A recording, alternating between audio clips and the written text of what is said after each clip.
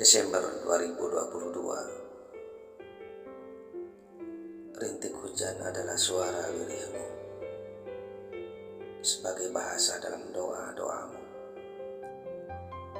Mungkin juga derayan air matamu yang mewakili perasaan hati untuk sekian kisah dalam perjalanan hari-harimu.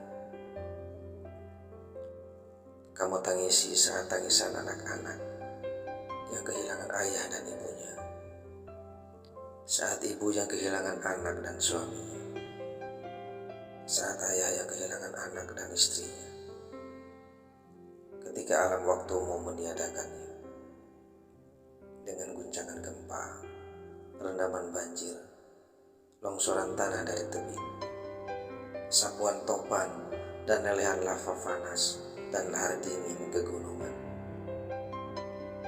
Maaf, Desember.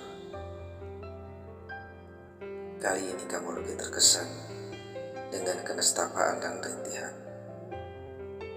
Jiwa ragaku masih berbalut kasa kepiluan, menyisakan pandangan nanar di balik kehampaan harapan.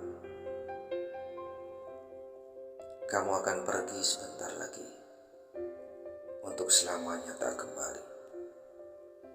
Karena kelak, jika pun datang lagi, itu bukan kamu yang saat ini.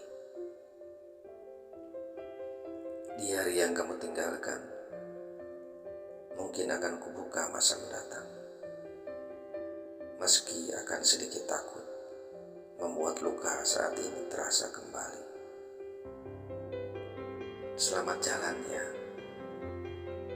Walau bagaimanapun, kamu telah membuat hidup ini berwarna.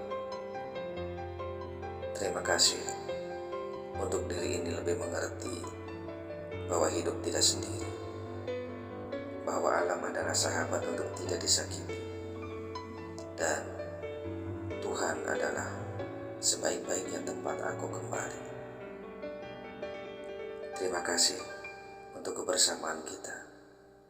Terima kasih, Desember 2022.